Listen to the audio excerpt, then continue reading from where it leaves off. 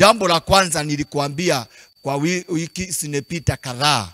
Nikakwambia tuombee nchi yetu sana kwa sababu ya budget ya 2025 na inebakia kusomwa sasa.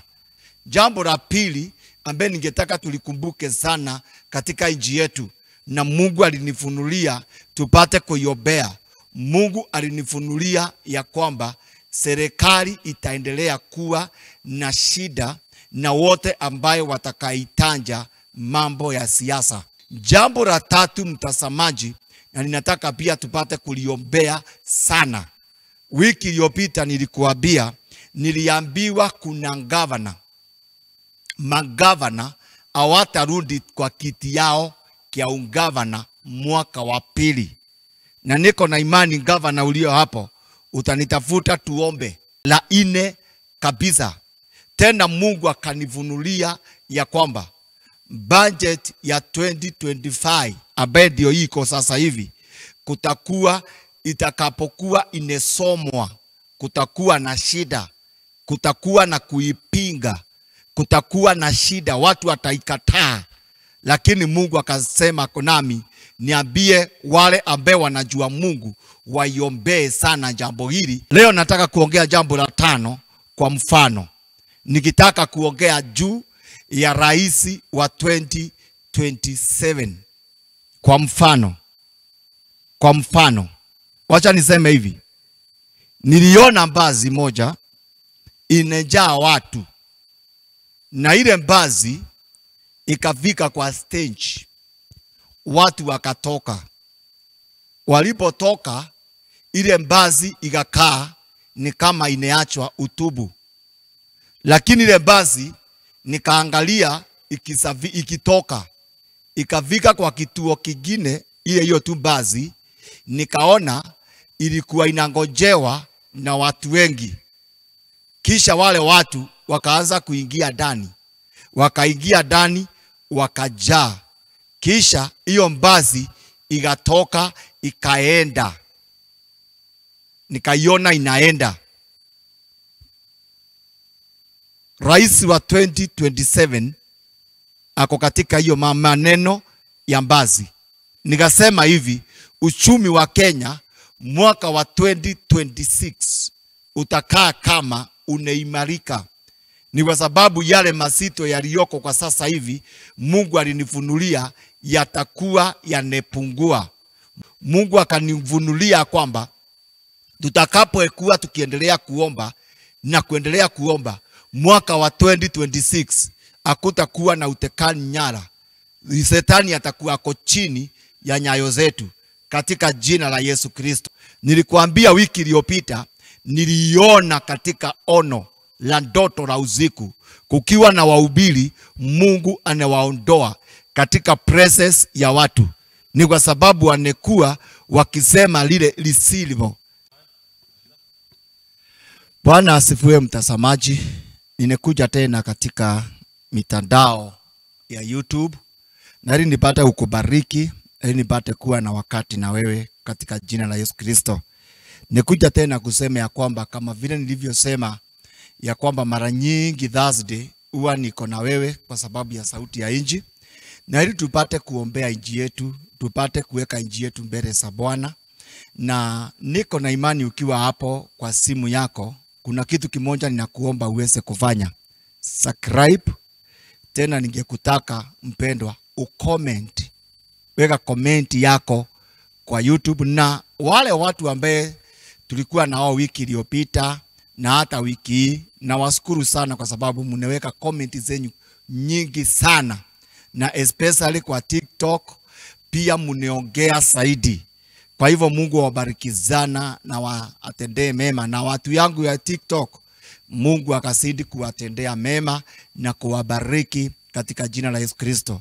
Kwa hivyo comment, like na share na mtu mwingine, umwambia kwamba habari hii ndio iko. Na nilikuomba mtazamaji, kama utapata ripoti hii, ni vizuri pia ujulishe mwenzako, tuombe nchi yetu. Nchi yetu inahitaji Mungu kwa njia kubwa. Mimi sitaangalia vile inasemekana ni kama zakura iko nyingi, mambo kama hiyo. mimi nasikiza kutoka kwa Mungu, naye je, Mungu anaeleza aje inji yetu? Ama inji yetu inaonekana vipi kwa macho ya kiroho? Na ndio nilikuambia mara nyingi Thursday tutaongea habari ya vile Mungu anavyozidi kuiona Kenya yetu, mtazamaji. Na kwa hivyo leo nimekuja tena na habari njema. Sikosi mambo kama matano nitakuambia ambaye tunapaswa kuyaombea, na hata pia tunafaa kujua vile Mungu anafikiria inji yetu. Jambo lingine ningetaka kuwaeleza wapendwa ni ya kwamba inji yetu iko kwenye mikono ya Bwana.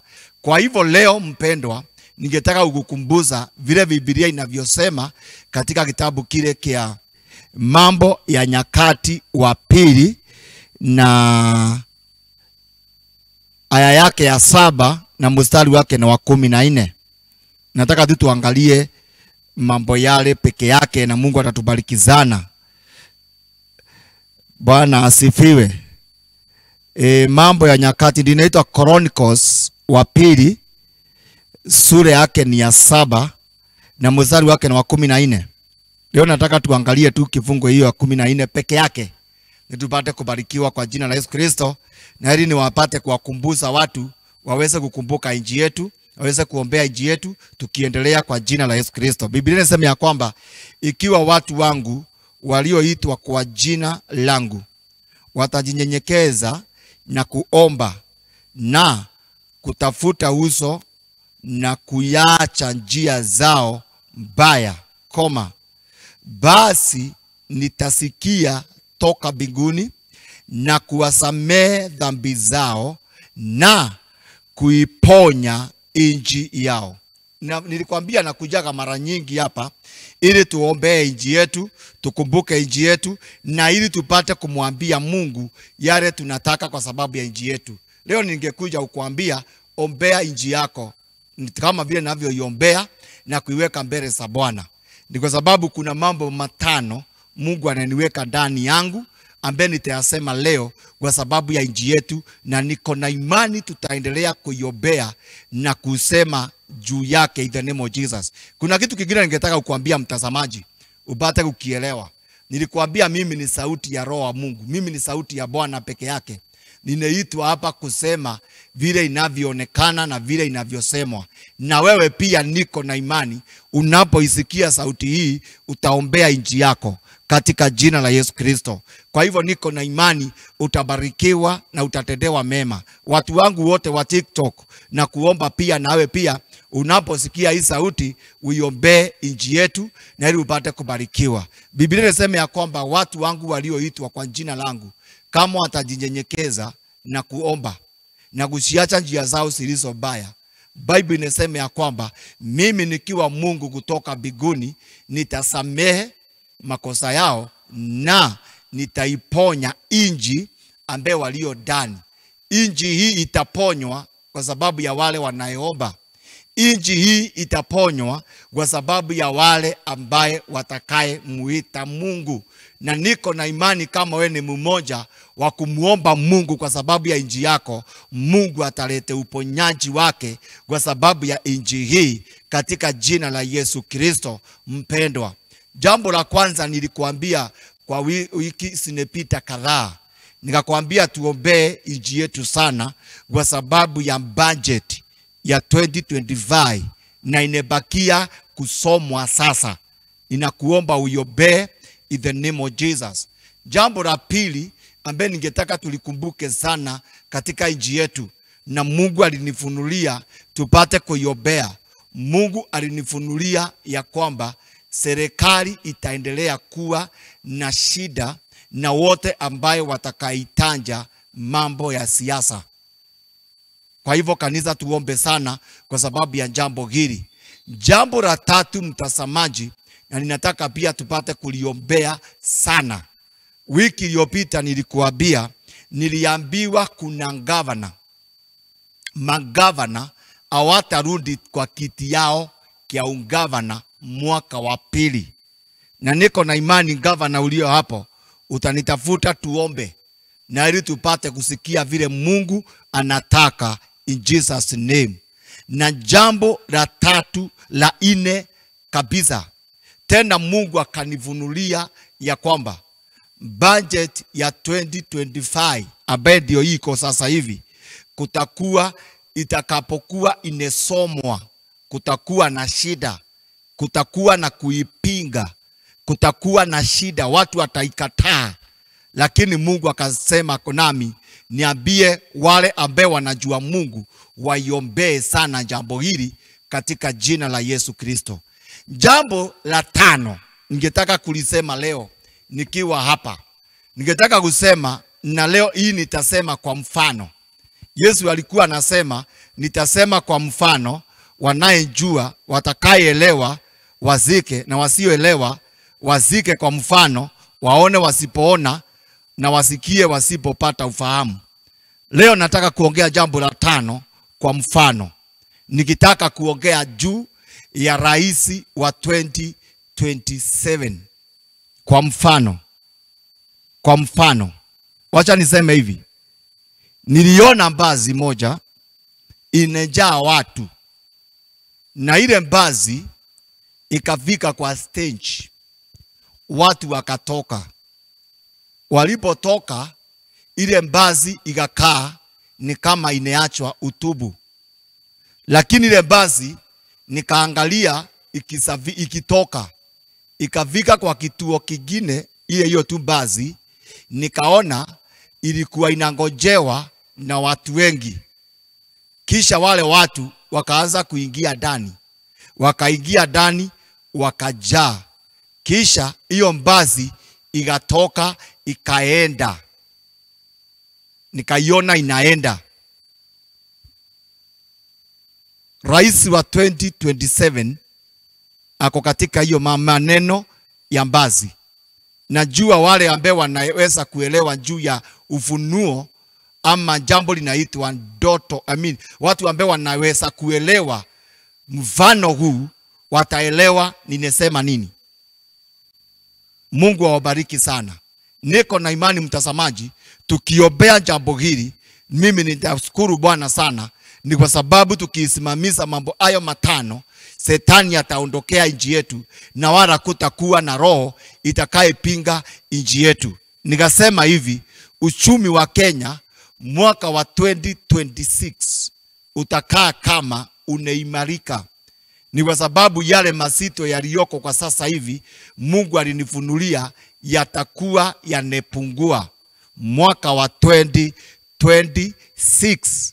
Mtazamaji, tuendelee kuomba vile vile, tukikataa utekani nyara ambaye Shetani anekuwa aneulete katika nchi yetu. Mungu akanivunulia kwamba tutakapokuwa tukiendelea kuomba na kuendelea kuomba, mwaka wa 2026 hakutakuwa na utekani nyara. Shetani atakuwa ako chini ya nyayo zetu katika jina la Yesu Kristo. Kwa hivyo Mungu naamini ya kwamba atasindi kutusaidia tuiombee nchi yetu kwa njia kubwa zaidi. Unajua nchi hii inaweka watumishi wa Mungu wanayesimama na kuiombea usiku na mchana, ijapokuwa wajulikani, ijapokuwa waonekani, lakini wanazidi kuiombea nchi yetu kwa sababu ya kusudi moja, kwa sababu ya kufunguliwa kwake na kuwekwa huru kwake. Kwa hivyo niko na imani hii nchi ya Kenya iko katika mikono iliyo safi ya wahubiri katika jina la Yesu Kristo. Nilikuambia wiki iliyopita, niliona katika ono la ndoto la usiku kukiwa na wahubiri Mungu anawaondoa katika presence ya watu. Ni kwa sababu wanekuwa wakisema lile lisilo. Wanasema lile lisilo. Na kwa hivyo nikaona Mungu anewatoa karibu na watu na anefuta. Kwa maana kitu ya kwanza aliwapea aibu. Wahubiri kubalini kugeuka. Nikiwa mmoja wake, naomba Mungu atusaidie tugeuke, tupeleke neno la kweli kwa watu. Na niko na imani Mungu atatenda kazi hiyo katika jina la Yesu Kristo. Ile kitu ninachokiamini zaidi ni ya kwamba wakati wote ninaposimama hapa, ama wakati wote ninapokuja kuna kusudi fulani ya kiungu Mungu anataka tufikizie watu kwa njia kuu sana katika jina la Yesu Kristo. Kwa hivyo mtazamaji, mahali popote unanisikia, ninakuomba ufanye hivi. Uberekee kila mmoja ripoti hii. Share na mwingine ripoti hii na yeye kupatia. Share na mwingine na ili na yeye pia apate kuwa na pati ya kuiombea nchi yetu. Ni kwa maana nchi yetu inahitaji Mungu kwa njia kubwa kwa jina la Yesu Kristo. Rais wa 2027, msiwe na saka. Niliwaambia nitakuja kuwaambia hadharani hiyo wakati ukifika. Lakini rais wa 2027 ako kwa huo mfano nineupeana hapo. Kwa hivyo unaweza kuelewa nineongea nini. Kama unaweza kuelewa mfano ule ninekupatia katika jina la Yesu Kristo. Mungu awabariki. Na wafani wangu wote wa TikTok, na waombea Mungu apate kuwabariki na kuwatendea mambo mema. Sindi kubarikiwa. Ondolewa kila roho inayoitwa diversion. Ondolewa kila roho inayoitwa ya kukupinga. Ondolewa kila roho inayoitwa ya delay. Ondolewa kila roho inayoitwa ya kukurudisha nyuma katika jina la Yesu Kristo. Bwana akubariki, akutendee mema. Subscribe, comment, share na mtu mwingine. Tena comment hapo chini. Please, watu yangu wa YouTube, ninawaomba mcomment. Ongea kile Mungu ongea kama unebarikiwa au hukubarikiwa. Na ili hata kama tu kutenda linastahili tupate kuchange. Mungu akubariki sana, akutendee mema. Tuko hapa Eastern Bypass, hapa county, opposite Afro Sayari. Ukitoka kule Oiro, kule panaitwa Kamakis, na ukitoka kule kunaitwa Rwai, sema uwekewe Alpha Park. Pande hii ingine sema uwekewe Mariro. Utatukuta hapa kanisa kila Sunday na kila mikutano ya wiki, na Mungu atakubariki sana in the name of Jesus. Shalom.